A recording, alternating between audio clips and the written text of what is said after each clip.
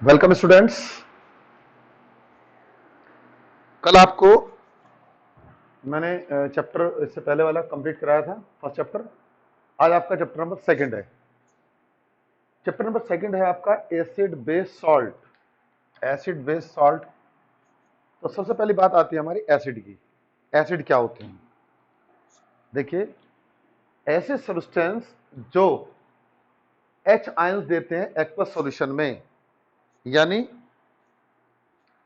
ये modern theory हमारी जो अब हम आगे पढ़ते हैं, जो आप 11th में पढ़ेंगे, यानी ऐसे सब्सटेंस जो एक्वस सॉल्यूशन में एच आयंस देते हैं उनको हम क्या बोलते हैं?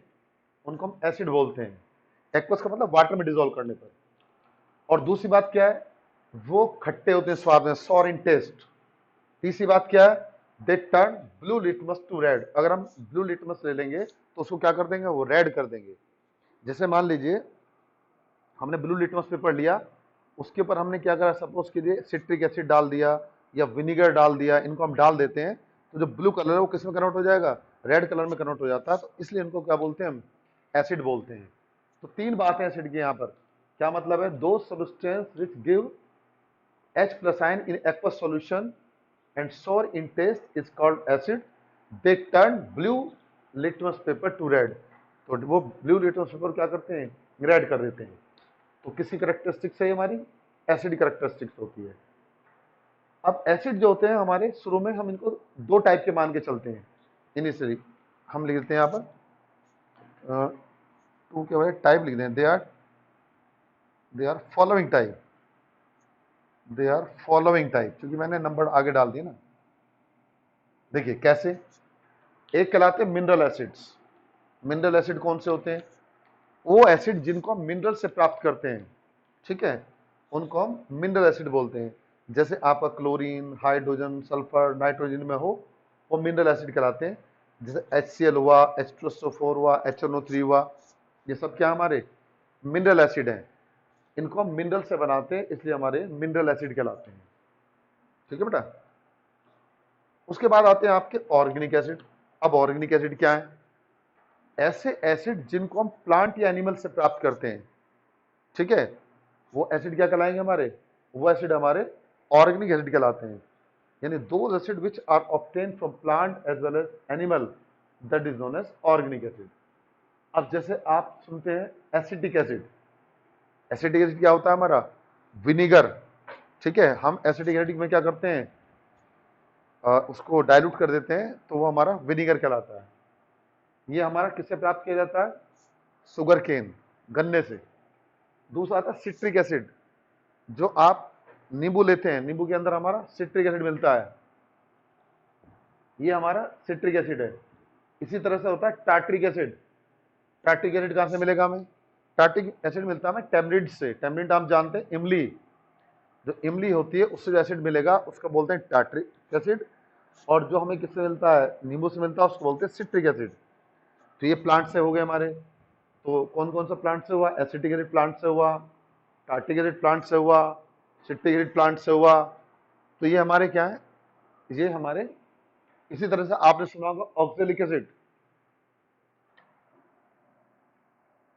ऑक्जेलिक एसिड कहाँ मिलता है? टमाटोज में। तो आप टमाटर खाते हैं तो उससे क्या मिलता है?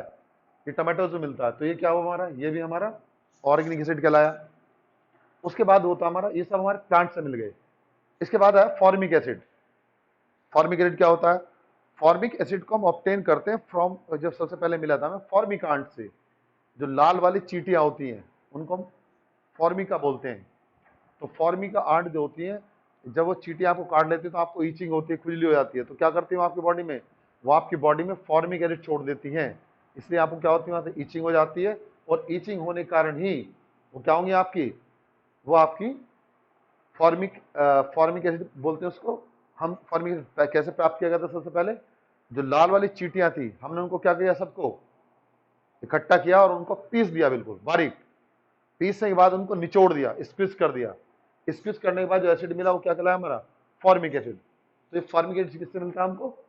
ये हमें मिलता है फॉर्मिकांट से। तो इस तरीके से ये हमारे ऐसे एसिड हैं जो हमारे किससे मिलते हैं? प्लांट से या एनिमल से। वो एसिड हमारे ऑर्गेनिक एसिड कहलाते हैं। तो समझ में आ गई हो आपकी बात?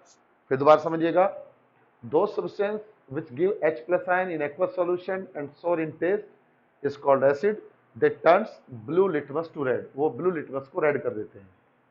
They are following type. पहले हम उनको क्लासिफाइड करते हैं मिनरल एसिड में. Those obtained from minerals, जिनको हम मिनरल से ऑब्टेन करते हैं, यानी सल्फर, नाइट्रोजन, ऑक्सीजन वगैरह के साथ, वो क्या कहलाते हैं? हमारे मिनरल एसिड्स कहलाते हैं. जैसे हम H2SO4 बनाते हैं, क्या क्या करते हैं हम H2SO4 बनाने के लिए? आपको बता रहा हूँ, आगे की बात है. हालांकि जब हम H2SO4 बनाएंगे तो सबसे पहले क्या करेंगे? हम सल्फर लेंगे. सल्फर को हम ऑक्सीजन के साथ रिएक्शन करा करके सल्फर डाइऑक्साइड बनाते हैं. इस सल्फर डाइऑक्साइड की फिर ऑक्सीजन से रिएक्शन कराते हैं वैनेडियम पेंटॉक्साइड के साथ में, इससे SO3 बनाते हैं. इस SO3 को हम क्या करते हैं? H2SO4 में एब्जॉर्ब करते हैं. पहले H2S2O7 बनाते हैं. फिर इस H2S2O7 को फिर हाइड्रोलाइज करते हैं, तो क्या बनता है? हमारा H2SO4 बन जाता है. अब आप कहेंगे हमने यहाँ क्यों लिया?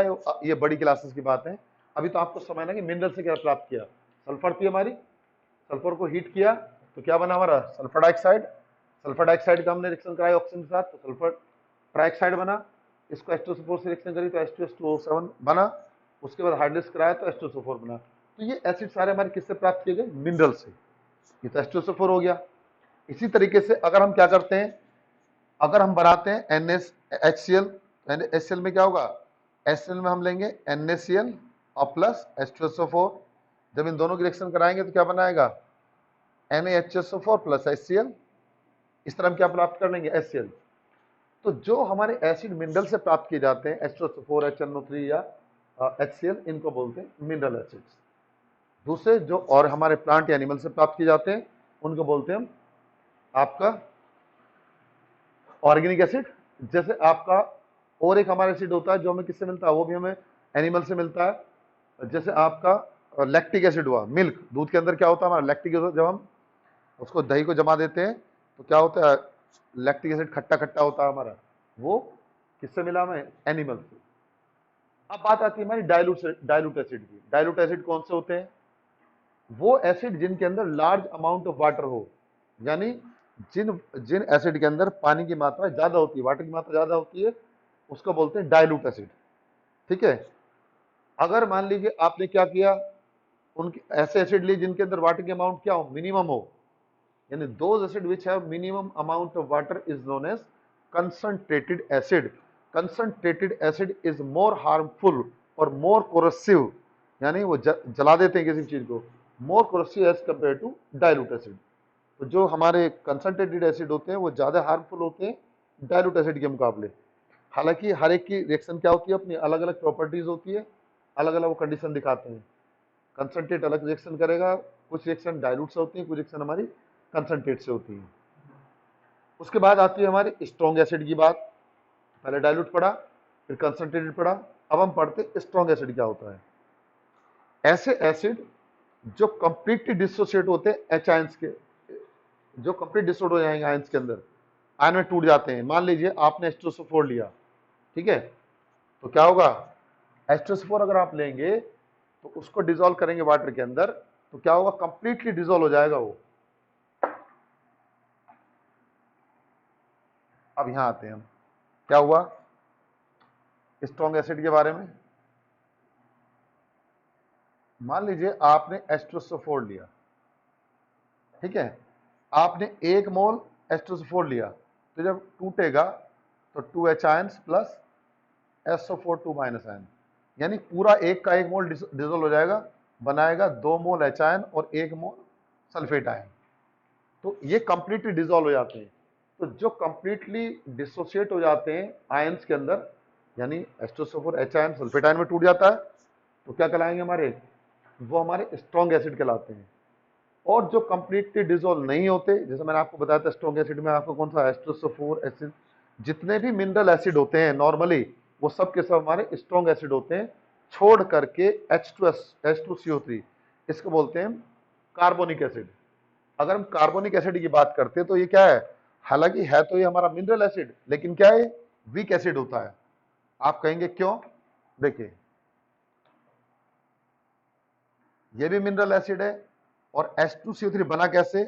जब एटमॉस्फेयर में H2 होता है और CO2 दोनों एटमॉस्फेयर में आपको मिल जाती हैं, मिलके क्या बनाती हैं H2CO3। तो H2CO3 बना, इसको बोलते हैं कार्बोनिक एसिड। ये कार्बोनिक एसिड कहलाता है। एक कार्बोलिक एसिड भी होता है, अगर हम बात करते हैं C6H5OH, ये आगे पढ़ेंगे आप बड़ी क्लासों में, इसको बोलते हैं कार्बोलिक एसिड। तो कार्बोनिक और कार्बोलिक में फर्क है, ये H2CO3 होता है। जब अगर हम इसको H2CO3 को लेंगे तो क्या करेगा बेटा, ये H2CO3 डिकम्पोज होता है ऐसे, डबल एरो आया था इनके अंदर, ये टूटेगा पहले H आयन में plus by carbonate ion, H ion बनाया और ये क्या बनी हमारी बाई कार्बोनेट आयन। तो जो ऐसे हमारे कंप्लीटली डिसॉल्व नहीं होते वो क्या कहलाते हैं हमारे, वो हमारे वीक एसिड कहलाते हैं। हालांकि सारे मिनरल एसिड हमारे स्ट्रॉन्ग है, बस H2CO3 क्या होता है हमारा, यही हमारा वीक एसिड होता है। अब बात आती है हमारी वीक एसिड के बारे में पर्टिकुलर। अगर हम वीक एसिड की बात करेंगे तो वीक एसिड क्या हुआ, वो एसिड जो कंप्लीटली डिसोसिएट नहीं होते आयंस के अंदर, जो कंप्लीटली आयंस में नहीं टूटते, वो क्या कहलाते हैं हमारे, वो हमारे वीक एसिड कहलाते हैं, उनको हम वीक एसिड बोलेंगे। जैसे अब वीक एसिड में क्या फर्क होगा जी, सपोज कीजिए आपने ये ले लिया एसिटिक एसिड, मान लीजिए आपने 1 मोल लिया था इसका, ये क्या होगा, कुछ घुलेगा कुछ बिना घुला रहेगा, तो ये क्या बना देगा CH3COO माइनस और प्लस H आयन, ये भी H आयन दे रहा है, एसिड है, लेकिन वीक क्यों है। देखो इसमें डबल एरो, डबल एरो का मतलब है ये मिलके ये बना सकते हैं, ये टूट के ये बना सकता है। तो जो रिएक्शन दोनों डायरेक्शन में होती है वो रिवर्सिबल रिएक्शन कहलाती है, और जो केवल एक ही रिएक्शन में, एक ही डायरेक्शन में होती है, यानी जिसमें केवल रिएक्टेंट मिलके प्रोडक्ट बनाते हैं, रिएक्टेंट मिलके प्रोडक्ट बनाने हैं, वो इरिवर्सिबल कहलाती है। और जिसमें ना केवल रिएक्टेंट प्रोडक्ट में टूटते हैं बल्कि प्रोडक्ट भी मिल करके रिएक्टेंट बना देते हैं, वो क्या कहलाती है हमारी, रिवर्सिबल रिएक्शन कहलाती है।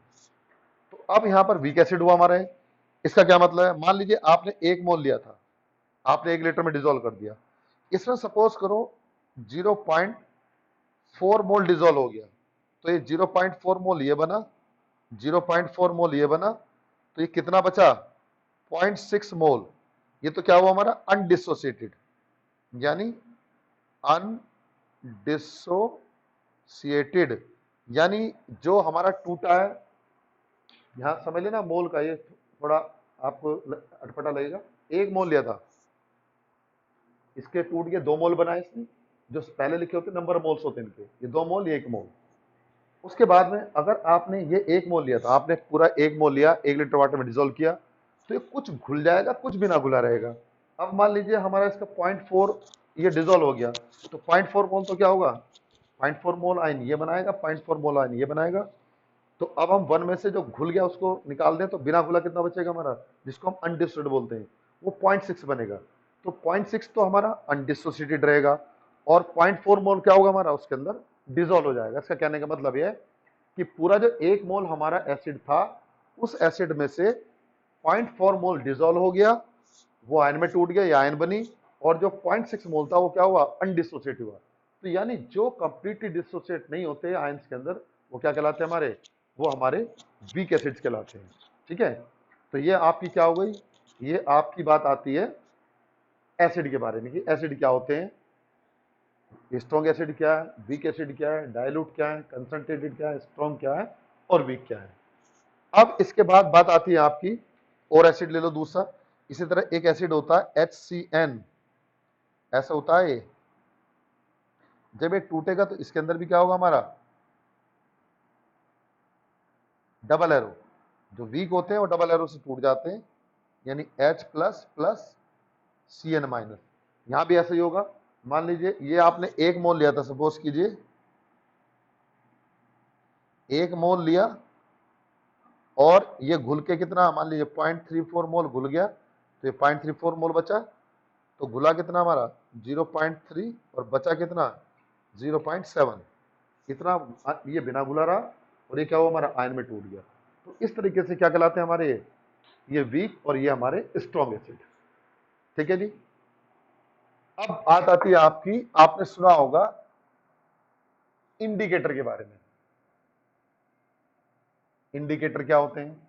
एसिड बेस में हमारे इंडिकेटर भी आते हैं।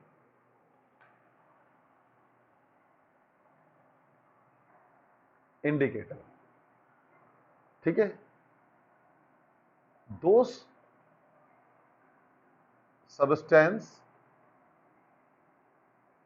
पर्टिकुलर डाई होती है, ये कलर, दो substance which show change in colour in acidic, in acid और बेस इज कॉल्ड इंडिकेटर, ठीक है। जैसे आपने पढ़ा है blue litmus, red litmus, methyl orange, phenolphthalein, ये सब क्या हमारे, ये सब के सब हमारे इंडिकेटर होते हैं। जैसे for example blue litmus, red litmus या मिथाइल ऑरेंज, ये बड़ी क्लास में पढ़ेंगे, आपको 11th में काम आएगी। ये क्या होंगे हमारे, ये हमारे सब इंडिकेटर्स कहलाते हैं, इनको इंडिकेटर बोलते हैं। मान लीजिए आपने एक ब्लू कलर का लिटमस पेपर लिया, उसके ऊपर कैसा ब्लू डाई लगी हुई है। जब आप उसके ऊपर क्या करते हैं, एसिड डाल देंगे, तो एसिड डालने पर ब्लू कलर का में कन्वर्ट हो जाएगा चेंज में, तो इंडिकेट करेगा कि यहाँ पर क्या हमारा एसिड आ गया, यानी जो हमने डाला वो एसिड है। इसी तरीके से अगर मान लीजिए आपने रेड लिटमस पेपर लिया है, उसके ऊपर आपने मान लीजिए बेस डाल दिया, तो कलर क्या होगा हमारा, रेड से ब्लू चेंज हो जाएगा। तो ऐसे सब्सटेंस या ऐसी डाई जो अपने कलर में चेंज दिखाती हैं, जब हम उनको एसिड या बेस में रखते हैं, वो क्या कहलाते हैं हमारे, उनको हम इंडिकेटर कहलाते हैं। जैसे हमारा ब्लू लिटमस हुआ, रेड लिटमस हुआ, मिथाइल ऑरेंज हुआ, ये सब के सब क्या है हमारे, ये सब हमारे इंडिकेटर्स होते हैं, तो इनको हम इंडिकेटर बोलते हैं। अब बाद में आती है प्रॉपर्टीज ऑफ एसिड। पहले हम एसिड की प्रॉपर्टी पढ़ेंगे।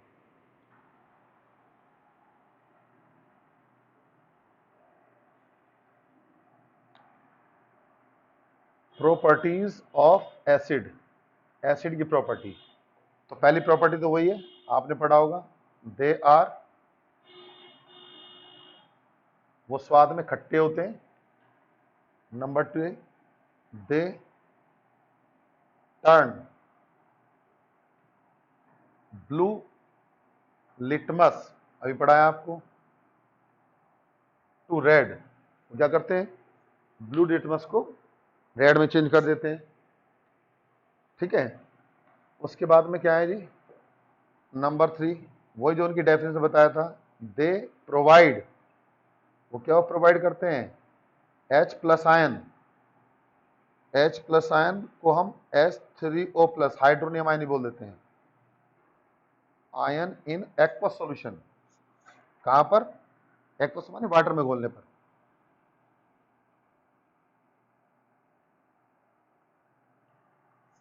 ये तो क्या होगी इनकी, ये प्रॉपर्टी हो गई। उसके बाद बात आती है हमारी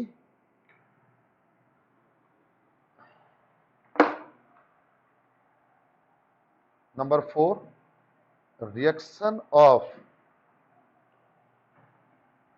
एसिड विद मेटल। क्या होगा बेटा, जब हम एसिड की रिएक्शन कराएंगे मेटल के साथ, तो क्या होता है, नॉर्मली जब हम एसिड लेते हैं प्लस मेटल लेते हैं, तो क्या होगा यहां पर हमारा सॉल्ट बनेगा और plus hydrogen, hydrogen gas liberate हो जाएगी, ठीक है। जैसे मान ली, लेकिन ये मोर एक्टिव मेटल केस में होता है, मान ली जिंक लिया आपने, जिंक में आपने क्या डाल दिया, HCl डाल दिया, तो क्या बनेगा, जिंक क्लोराइड बनेगा प्लस हाइड्रोजन बन जाएगा, ठीक है। इसी तरीके से आपने क्या किया, आपने जिंक लिया प्लस H2SO4 लिया, क्या बनेगा यहां पर, जिंक सल्फेट, ये सॉल्ट बना और प्लस हाइड्रोजन। तो जब भी एसिड मेटल के साथ रिएक्शन करता है तो सॉल्ट बनाते हैं और हाइड्रोजन बनाते हैं। अच्छा, उसके बाद उसके बाद क्या होगा आपका नंबर 5। नंबर 5 क्या है जी? रिएक्शन विद, ये तो हमने मेटल के साथ रिएक्शन करा दी। रिएक्शन विद मेटल कार्बोनेट और मेटल हाइड्रोजन कार्बोनेट। तो जब आप रिएक्शन कराते हैं मेटल कार्बोनेट के साथ, या आपका मान लीजिए आपने क्या लिया, यहां पर ये एसिड लिया, आपने क्या लिया मेटल कार्बोनेट, तो क्या होगा साल्ट बनेगा plus CO2 plus carbon dioxide plus water, ये रिएक्शन होती है। सेम कहां पर होगा? सेम होगा आपका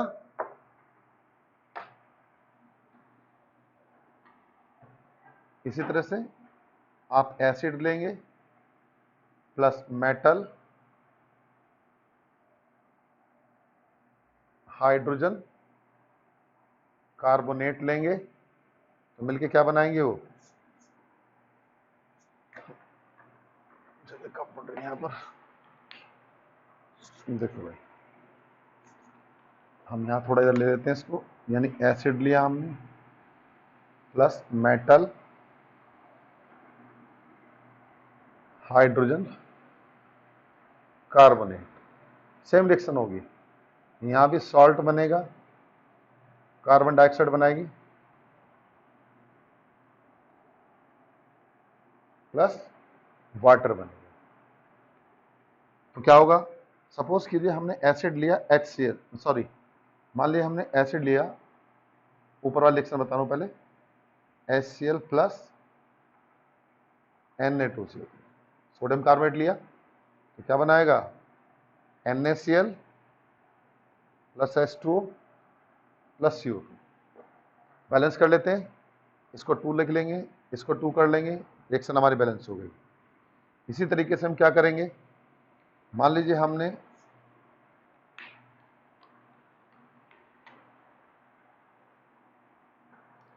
H2SO4 लिया और सोडियम हाइड्रोकार्बोनेट लिया, तो क्या बनाएगा साल्ट बन गया Na2SO4 प्लस H2O और प्लस CO2। तो आप क्या करेंगे, यहां से इसको 2 कर लेंगे, तो यहां से बन जाएगा हमारा ये 2H2O और प्लस 2CO2। तो इस तरीके से ये तो क्या हुआ बेटा हमारा metal carbonate, sodium carbonate metal carbonate है, ये एसिड हुआ, हमने अलग अलग एसिड दिखा दिए। सपोज करो ये HCl के साथ इससे सॉल्ट बनाया, वाटर बनाया, CO2 बनाई। यहाँ पर इसने क्या किया, आपका H2SO4 लिया, ये साल्ट हुआ सोडियम सल्फेट, ये आपका वाटर, ये आपका CO2। तो इस तरीके से जब भी आपका मेटल रिएक्शन करता है किसके साथ, आपका मेटल कार्बोनेट या मेटल हाइड्रोकार्बोनेट के साथ, तो CO2 और क्या बनता है साल्ट बनता है और H2O बनता है। उसके बाद बात आती है हमारी प्रॉपर्टी, नेक्स्ट प्रॉपर्टी आती है रिएक्शन विद मेटल ऑक्साइड। जब आप मेटल ऑक्साइड के साथ रिएक्शन कराएंगे तो क्या होगा, यहां पर हमारा एसिड होगा प्लस मेटल ऑक्साइड होगा। जब रिएक्शन करेंगे तो क्या बनाएंगे जी, ये आपका सॉल्ट बनाएंगे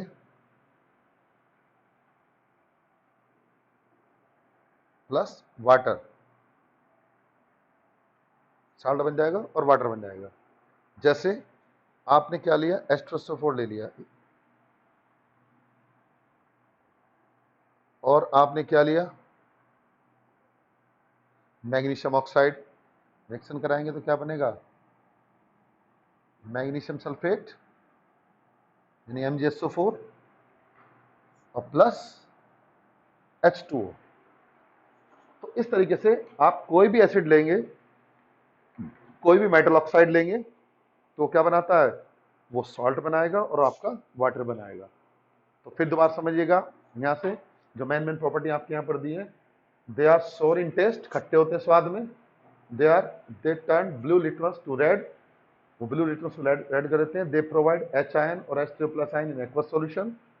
number 4, reaction of acid with metal, metal के साथ रिएक्शन करेंगे तो क्या होगा, वो हाइड्रोलिक यानी रिएक्टिव मेटल के साथ में, मेटल यहाँ पर क्या आना चाहिए, रिएक्टिव, ठीक है। क्योंकि अगर लेस रिएक्टिव मेटल हम ले लेंगे तो हाइड्रोलिब्रेट नहीं करते वहां पर, वो फिर वो साल्ट बनाते हैं और गैस बाहर निकलती है। तो यहाँ पर क्या होगा, एसिड, जैसे आप कहेंगे जी लेस एक्टिव मेटल का मतलब क्या है, तो अगर मैं आपको लेस एक्टिव मेटल की बात करता हूं तो उसके लिए हम ऐसे समझते हैं,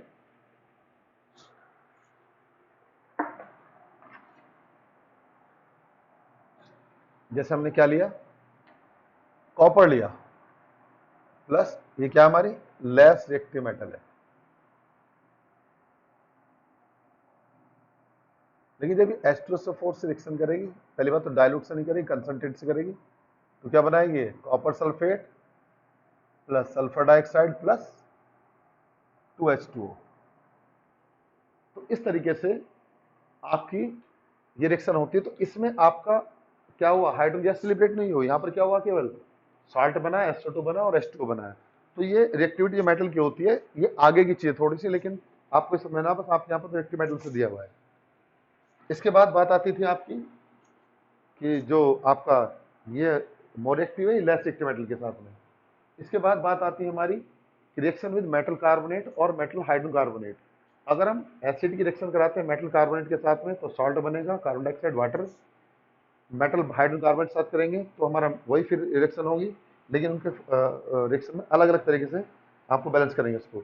ये मेटल कार्बोनेट है, सोडियम कार्बोनेट है, ये सोडियम हाइड्रोकार्बोनेट है, यहाँ पर ये रिएक्शन हो गई। उसके बाद मेटल ऑक्साइड के साथ रिएक्शन करेंगे तो सॉल्ट बनेगा और वाटर बनेगा, जैसे मैंने बताया मैग्नीशियम ऑक्साइड मेटल ऑक्साइड है। अब उसके बाद इसमें एक लास्ट सेक्शन आती है, यानी 7, रिएक्शन विद बेस, ठीक है। इसको क्या बोलते हैं, न्यूट्रलाइजेशन रिएक्शन, बड़ी क्लास में पढ़ेंगे आप।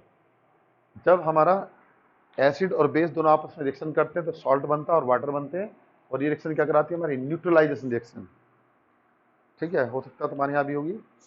न्यूट्रलाइजेशन का मतलब क्या है, when acid and base react together to form salt and water, this is known as neutralization reaction। जैसे मान लीजिए आपने क्या किया, आपने क्या लिया, बेस ले लिया NaOH, आपने एसिड ले लिया H2SO4, तो क्या करेंगे, एक तो बनाएंगे सॉल्ट Na2SO4 और प्लस H2O, इसको बैलेंस कर देते हैं। यहाँ से क्या होगा, 2H2 बन जाएगा, सोडियम सल्फेट बना, तो ये रिएक्शन क्या कहलाएगी हमारी, इसको बोलते हैं neutralisation reaction. It means when acid and base react together to form the salt and water, that is known as neutralisation reaction. तो ये आपकी रिएक्शन है जो आपके यहाँ पर दी हुई है। ये आज जो आपको बात बताई है सारी किसके बारे में, ये सब हमारी एसिड के बारे में बात होती है, ठीक है। आज आप इतना ही करेंगे, बाकी कल आपको नेक्स्ट में बताएंगे। Thank you.